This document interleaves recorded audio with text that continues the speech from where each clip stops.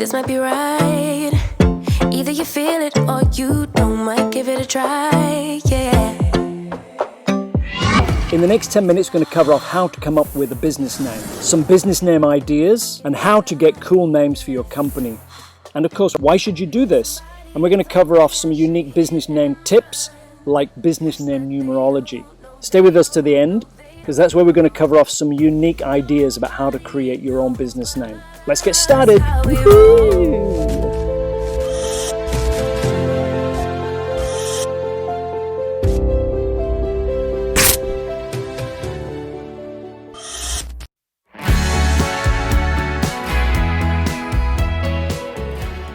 Let's cover off first about the basics of business naming, which is basically the what and the why. We've got to get these right first, and let's make sure that we're all on the same platform and that we're all starting on the same page. So some of this is quite basic and quite simplistic, but let's cover it off anyhow so we've got everything rock solid from the base up. Why do you need a good business name? Let's start off with that question. Here's 6 reasons why you need a good business name. Number 1, it makes your business more memorable. Very important. Number 2, it allows your business to be top of mind in front of your prospects. So when people think about a specific thing like getting an electrician, they think about you, and that is important. So your name allows you to be top of mind for people. Number 3, it allows your business name to be easily shared by word of mouth, so that it gets spread very easily. Number 4, it gives you very unique IP. IP stands for intellectual property, or specifically, for example, a trademark. Number 5, it makes your business easier to sell in the future when you have a unique name, because people see the value of a unique name when they come to buy your business. Especially if it's the first time you started your business. Often you don't have the best business structure and the best setup, but if you've been running it for a few years, you've created a lot of investment, and then at that stage your business is worth a lot more. So the people that are coming to buy your business are usually more sophisticated people than what you may have been when you first started your business. Number 6, it gives your business name legs. It allows you to get up and running and get going faster and get things done in an easier, simpler and faster way.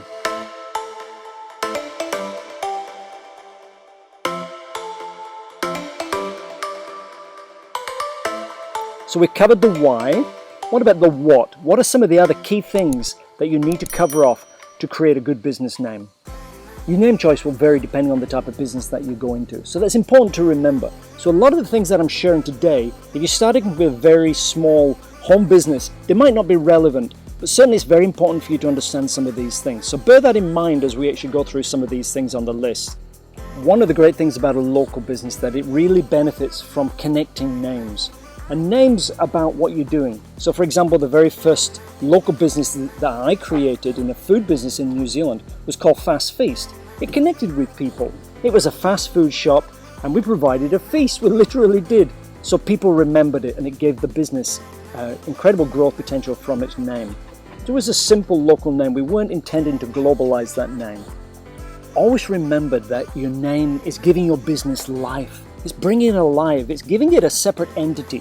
So when you're creating a name, remember that. It's just like when somebody gave me my name, David. I got a new life and it became something new. It became me. Remember that a larger business needs more care when you actually want to create its name, because you're going to be leveraging it. What leverage means, for example, is to franchise it. You're taking one model and you're replicating it out and to produce many different shops. That could be local, it could be national, or it could be international.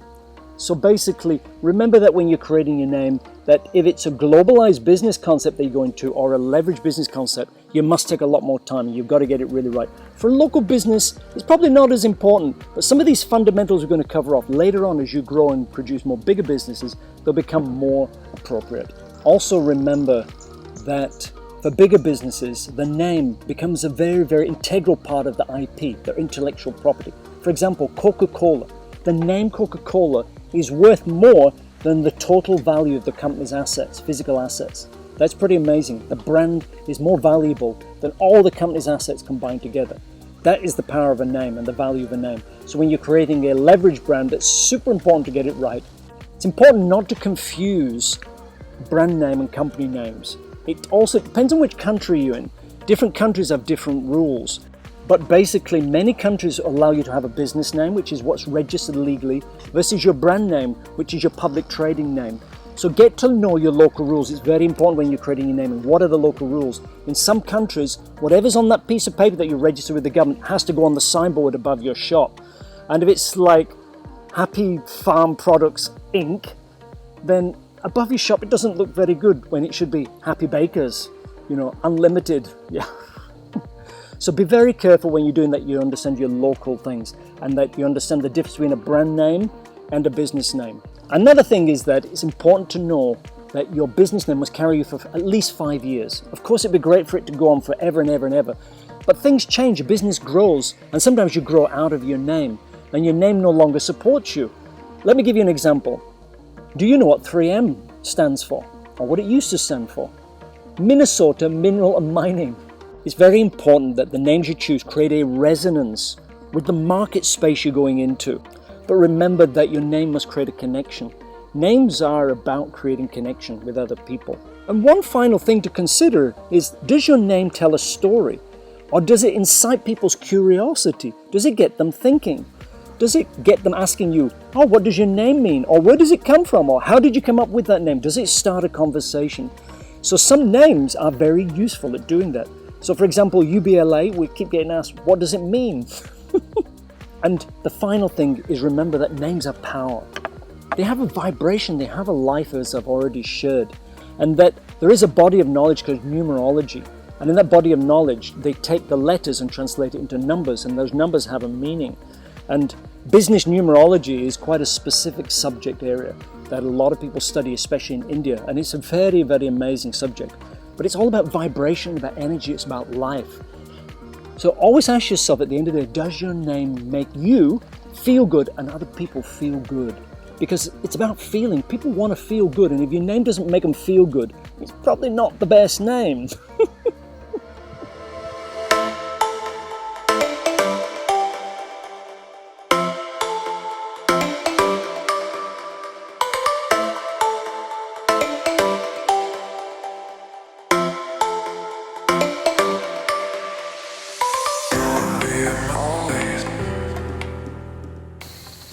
Let's get more specific.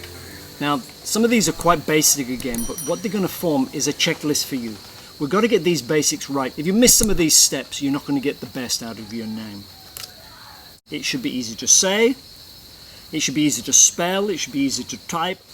It's often best to be restricted to 2 words or less. 1 word is ideal. Make sure your name is registerable. I'll try and say that word, registerable with your local government and with your national government authorities, whoever you need to register your name with. It's actually going to be unique in the market space where you are actually working. That's quite important. Social media handles should obviously be available. Some places like Twitter restrict the number of characters that you can have. So for example, UBLA, they might not allow that anymore. And we found that I think with Twitter we had to put UBLA and something, a suffix or a prefix. We ended up using EDU. So UBLA EDU to get around some of those problems. And then you can use that across your other social media channels, but you need to make sure that they're available in advance and at least know your options. Check out your domain names. You can go onto places like GoDaddy.com and do some searches and find out what's available. Remember, these days there's a lot of different names available for websites. So for example, .com used to be the only suffix that you could use for a business, and .org for an organization or a non-profit. But a lot of, for example, IT companies now use .io. In general, just so you know, for search engine optimization purposes, for example, the top level domains like .org and .com get better ranking. Some of the other domains like .money or .golf, they don't really rank as high. It's important to check if your name has been trademarked or a derivative of your name, because even though you might not be interested in the IP yourself or registering the IP, if it's got a trademark against it, somebody else later on can come and slap you around a little and give you a hard time and force you to change your name because they have a registered intellectual property or a trademark in that name or similar name.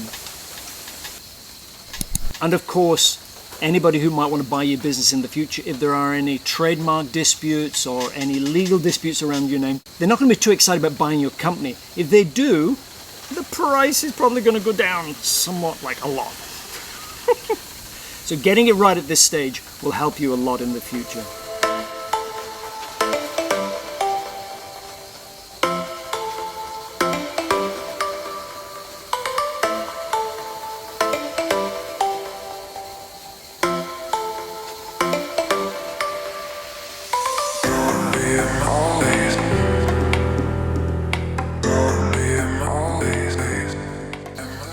Okay, here's some conventional tips how to come up with a great business name.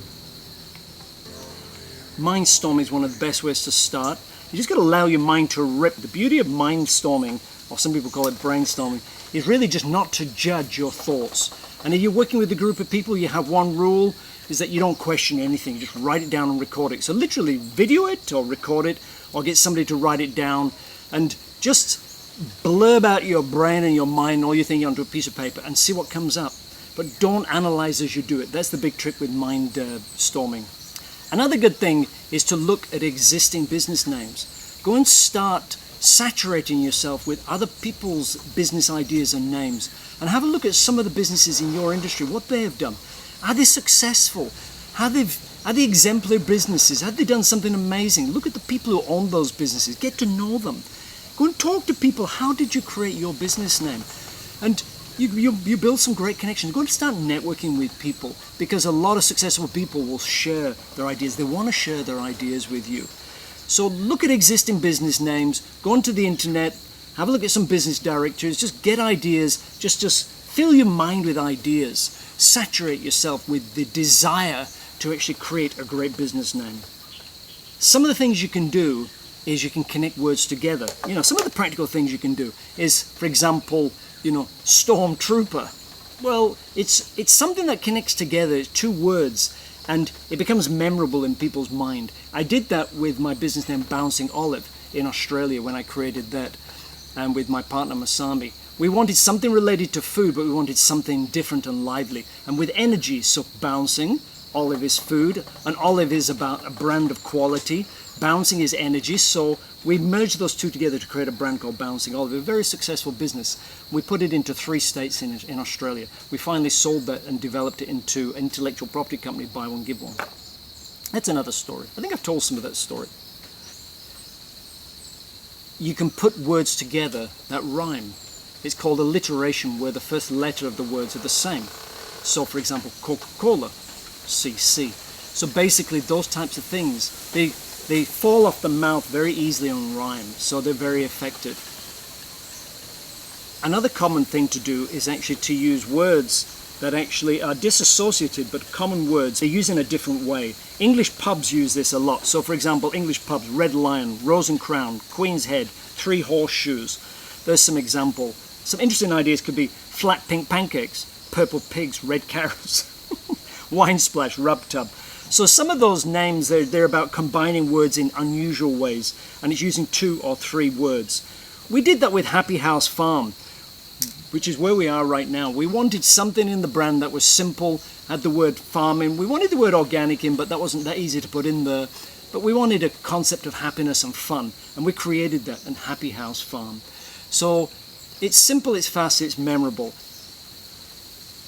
A very important thing to remember that this is an iterative process. You do it again, you do it again. And you haven't got to get frustrated with this process. You've got to have some fun and really enjoy it. And let it take time.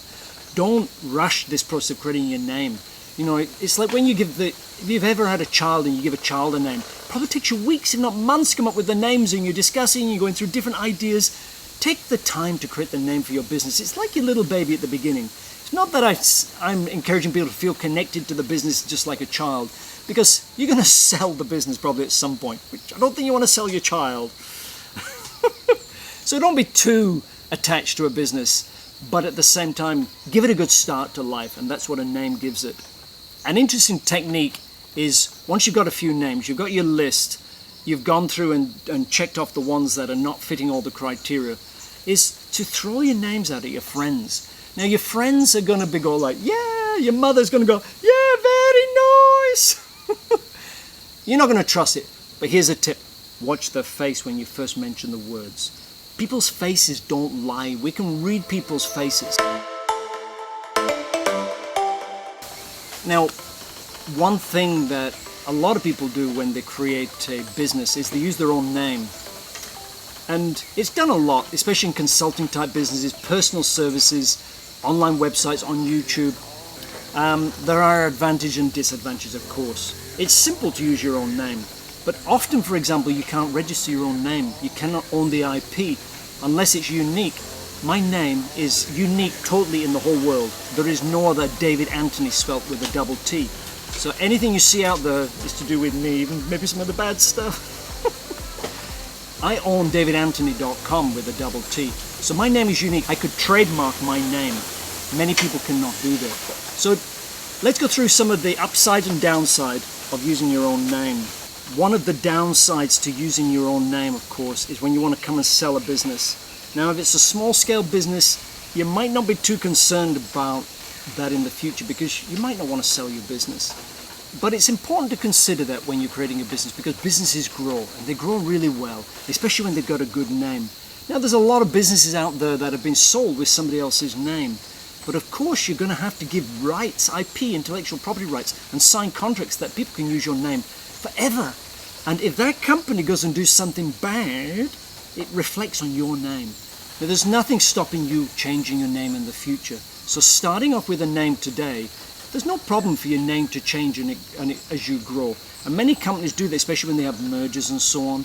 So bear that in mind. There's some options with using your name that are good, and there's some that it's bad. It's a quick starter, it's easy, but there are downsides if you ever grow to a point where you really want to sell to somebody else. So I've covered off a lot of conventional naming techniques, and there's so many more out there.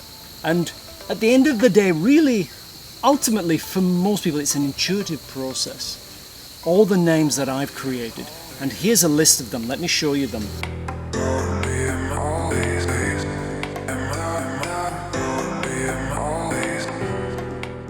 I created the names in all those companies except two. One was helping a friend. It was one of my very early business ventures, and another was basically buy one, give one. I didn't come up with the name with that one. So basically, coming up with names to me has always been an intuitive process. Has always been an intuitive process. Has always been an intuitive process.